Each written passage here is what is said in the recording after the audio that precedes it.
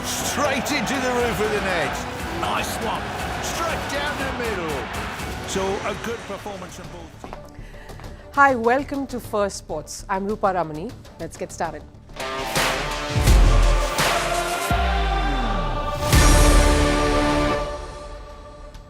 Now, the age-old battle of Messi versus Ronaldo continues to dominate conversations. The recent flare-up has been courtesy Cristiano Ronaldo, who broke his silence to say that the awards are losing their credibility. Remember, Messi had won the Ballon d'Or and the FIFA Best Male Footballer of the Year awards.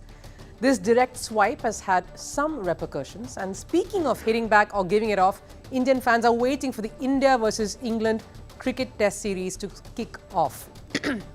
This especially after former England cricketer Monty Panesar has called Virat Kohli and his team a bunch of chokers, urging England to sledge the Indian players. And while on the subject of sledging, the other story we tell you is crowds taking sledging players a little too far. Racist slurs in football matches have hit players hard, with matches coming to a standstill.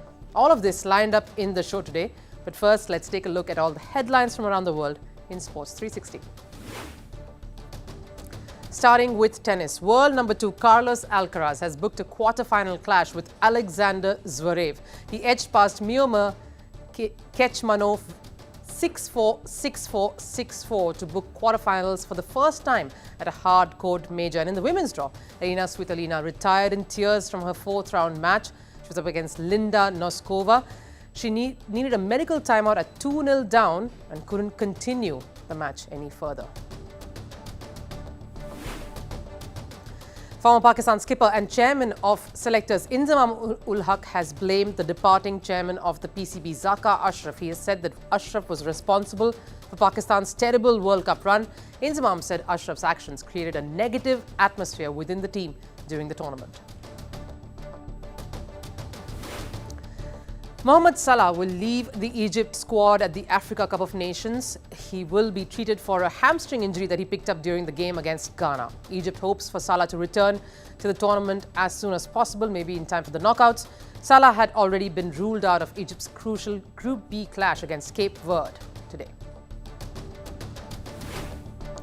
Barcelona's Ferran Torres also struck a hat-trick, leading to a thrilling 4-2 win over Real Betis in La Liga. The win keeps the champions in the title race. A double from Torres put Barca ahead, but they surrendered their 2-goal lead. João Felix finished in the 90th minute and Torres netted again. And we rounded off from the latest updates from Ranji Trophy, which is India's domestic cricket tournament. Mumbai continued their winning streak. They beat Kerala by 232 runs to jump to the top of Group B. Tamil Nadu recorded their maiden victory of the season. They beat Railways by an innings and 129 runs, with Jagdishan scoring a double ton in a lopsided Group B-C match. Defending champions Saurashtra triumphed over Vidarbha by 238 runs to secure their first win this season. Now, the England cricket team is gearing up to take on India in a test series that is starting this week. The first test between the two test-playing giants is in India's southern city of Hyderabad, and it begins on the 25th.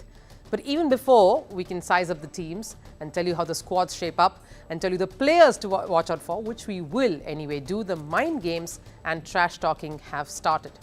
We will get you more on that in just a moment. Now, there is a reason for these mind games. These two sides have always had a go at each other, many times in the past.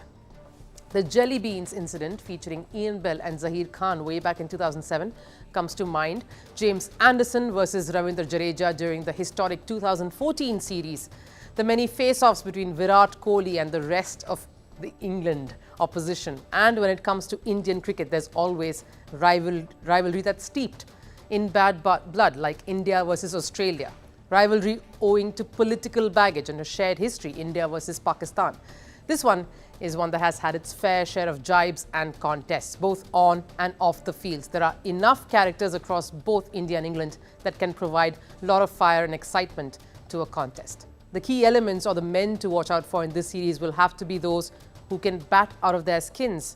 And of course, the spinners. These players will define how the series begins, takes shape and concludes. For India, the star batter and captain should have bearings on this contest. And of course, speaking of Virat Kohli, who is already in the chatter, and Rohit Sharma, for whom this will be a pivotal series in the lead.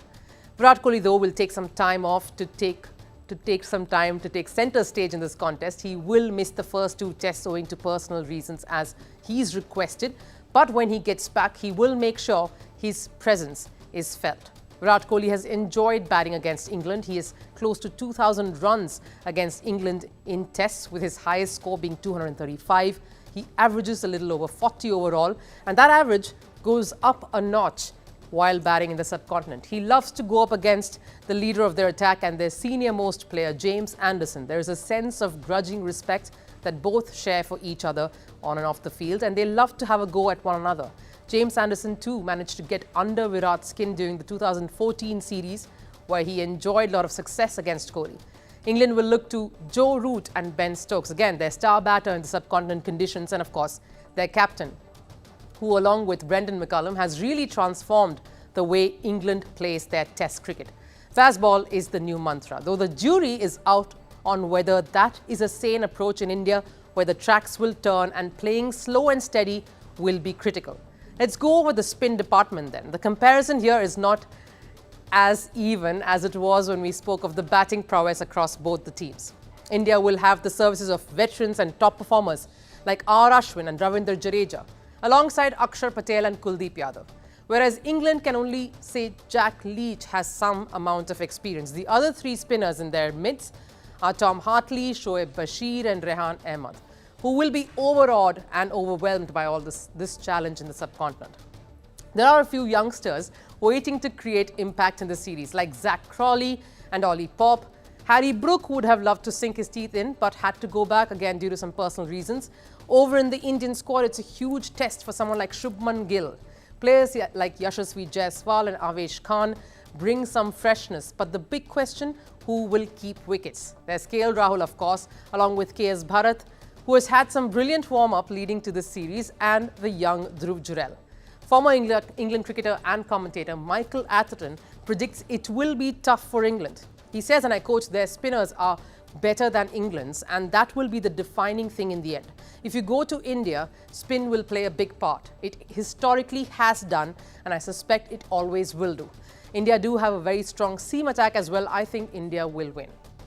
Atherton's colleague, another well-respected commentator, Nasir Hussain, has already sounded out his warning to the current England side. He says it will be very important too for England not to have any sort of excuse culture.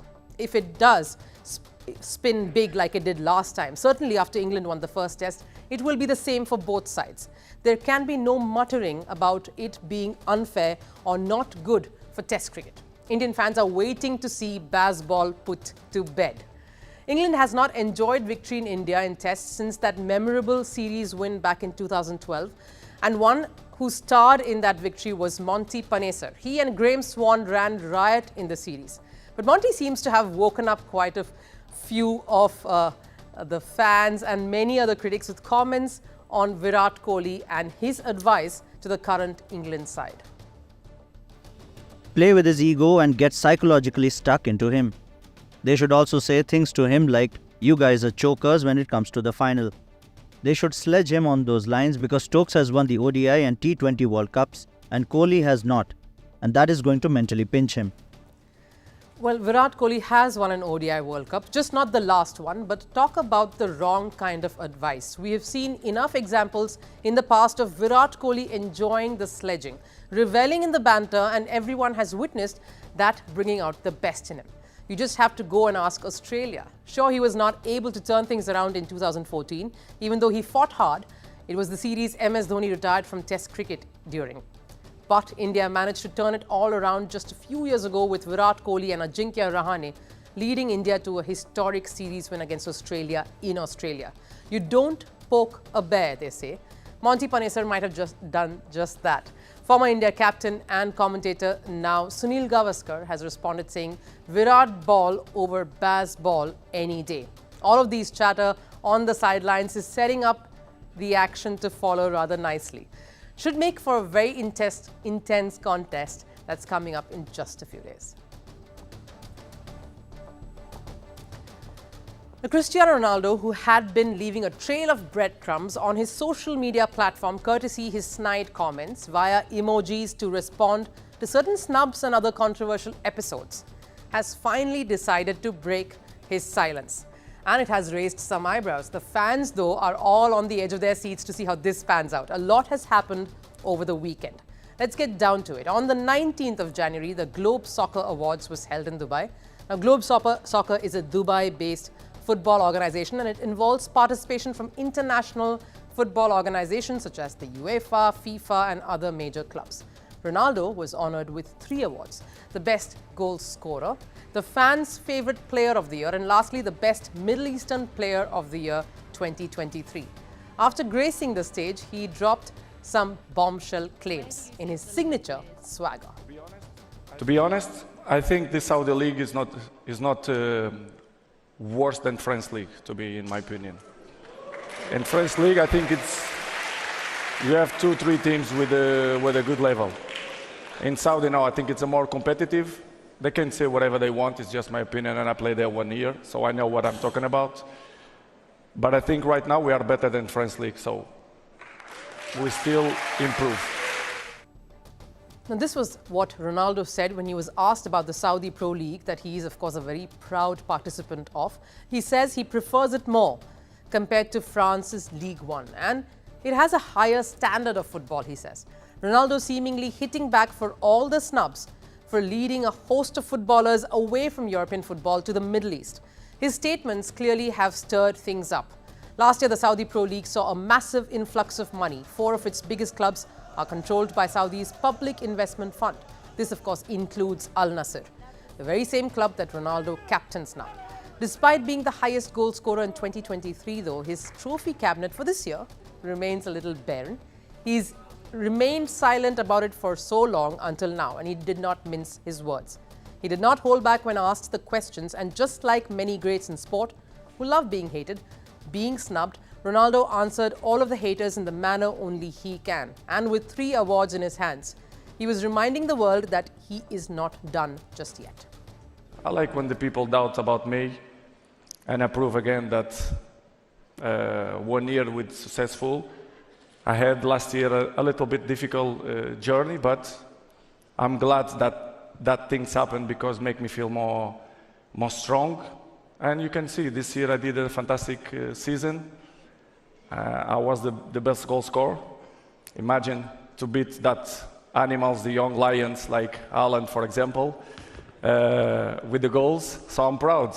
I'm 39 soon, and I'm still looking good. So I'm proud. Only he can give such a cheeky response, but this sounds like fury that was just simmering beneath, waiting to be unleashed. At the ceremony, he also claimed to have a better season, like you heard him say, than Erling Haaland. Not Messi, Erling Haaland. He has been the top goal scorer of 2023, as we've said, something that FIFA sidestepped in their awards nominations. Lionel Messi won Ballon d'Or and the FIFA Best Men's Player of the Year award, and Ronaldo continued his frank observations on this too. In an interview later, he took a dig at FIFA and Ballon d'Or awards, saying that there are cracks in their very foundation and the awards are losing their credibility. He said, and I quote, "I think that in a way these awards are losing credibility. We have to analyze the entire season. It's not to say that Messi didn't deserve it, or Haaland, or even Mbappe. I simply no longer believe in these awards. It's not because I won at Globe Soccer, but there are facts, there are numbers, and the numbers don't deceive. They can't take this trophy away from me because it's a reality." Ronaldo scored 54 goals in 2023, both for Al Nassr and Portugal combined. That tally surpassed Haaland's numbers, who took home the best men's player at Globe Soccer. For CR7, but Ronaldo's many responses have also had some consequences. League One didn't hold back and retaliated. Look at this. This was League One's response to his comments. The photo features PSG striker Kylian Mbappe, who is holding Ronaldo's face. It was taken during a match between PSG and Al Nassr back in January 25, where PSG beat Ronaldo's club Al Nassr 5-4. It's a clever way of poking back at him. There wasn't any caption though, it didn't need one anyway. That cheeky picture spoke volumes. You see, it was uploaded on January 19th, the very same day The Globe Soccer Awards were announced and Ronaldo made those comments public. It's also important for me to give you some perspective on the timing of these statements that Ronaldo made regarding Saudi Pro League and how it's a better league. It's come at a time when there is a lot of turmoil currently, with England midfielder Jordan Henderson, who played for the Saudi club Al Ettifaq, recently terminated his contract. He was unhappy and he was asked to leave the country thereafter. Karim Benzema is reportedly unhappy too, and he's considering ditching his club during the summer transfer window. The 22nd of January, that is today, marks exactly 1 year since Ronaldo made his debut for Al Nassr. It was a saga that encapsulated a whirlwind of talks, controversies and drama. While Ronaldo may have declared his rivalry with Messi as being over, everyone else observing the drama can see that battle lines are clearly drawn. And all of this chatter is just the perfect lead-up to a grand showdown on February 1st, when the two legends will collide on the turf, with Inter Miami taking on Al Nassr. Now, from the football fields to the cricket pitch, prominent players have been targets of racial slurs and abuses. The unfortunate reality is such incidents have become increasingly common, be it Indian cricketer Mohammad Siraj, who was mocked by fans in Australia, or footballer Vinicius Jr., who was subjected to racial insults. The signs are everywhere, and another such incident came about this weekend when AC Milan was playing against Udinese, continuing to put the scanner of an intolerant set of fans, especially when it comes to football. Racial abuse is deeply entrenched in sports. They are frequently used, especially in football matches. And FIFA has come down hard on these violators. But before we tell you what the governing body has said, let's take you back to the latest episode that has disrupted the sport. The latest incident occurred during a football game over the weekend between AC Milan and Udinese. After AC Milan's match at Udinese was halted, Mike Mignon, the goalkeeper of Italian club AC Milan, reported hearing monkey noises from Udinese fans. Listen to this. After attempting to get the first clearance, I went to get the ball. I heard monkey sounds for the first time. I said nothing. Second time it happened, I went to the bench to inform them what happened behind the goal. It's something that should not exist in the world of football, but unfortunately, it is something that has been going on for so many years. Mignon reported this to the referee and walked off the field, resulting in play coming to a halt. His team also went back to the tunnel to show support to him in solidarity against the issue. The team was fuming, and the goalkeeper in particular, who did not hold back after the game. We have to react, we have to do something because we can't play like this. Okay, the boos we can take because we are playing a game away from home, but this thing of racism cannot be allowed to reach this level. And with all the cameras that are there and the sanctions that are there for these things, something must be done to change things. It's easy to hurl abuses and racial slurs from the safety of a faceless crowd. It's almost like trolling. You can do it from the comfort of not showing your face ever. But it's the players who face the brunt of it all. It's discrimination of the highest level, and at a time when the world is trying to bridge the gaps based on so many differentiators. AC Milan went on to win that game 3-2 against Udinese. The incident brought some of the biggest names to come out in support of Mignon, like his French teammate Kylian Mbappe. And this was not the only recent incident that's flared up. During Sheffield's Wednesday fixture against Coventry City at Hillsborough on January 20th, a Coventry midfielder, Casey Palmer, was at the receiving end. A fan had made a racial gesture towards him. All of this, of course, has reached FIFA's doorstep.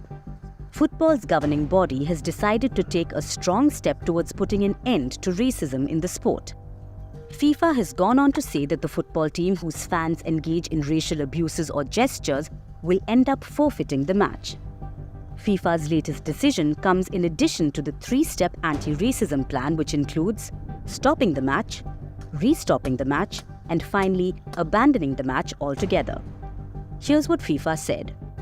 We need all the relevant stakeholders to take action, starting with education in schools so that the future generations understand that this is not part of football or society. Along with the 3-step process, we have to implement an automatic forfeit for the team whose fans have committed racism and caused the match to be abandoned, as well as worldwide stadium bans and criminal charges for racists. FIFA's zero-tolerance outlook towards racism comes at a time of increasing instances of racial discrimination. In fact, just a week earlier, Lazio, another Italian football club, was given a one-match stand closure, meaning Lazio fans will not attend their club's upcoming fixture against Napoli on January 28th. This was after monkey chants were directed at Romelu Lukaku when Lazio took on Roma. How strict enough are these measures though? Shouldn't the change come from the grassroots? And how much of an impact will this have on the football community as a whole? Well, those are some things to think about. We're near the end of the show and it is time for Last Serve. Now, it was a starry day in India's state of Uttar Pradesh. Top businessmen, industrialists, celebrities that included movie stars and top sporting personalities from India were all present for the inauguration of the Ayodhya temple. Take a look.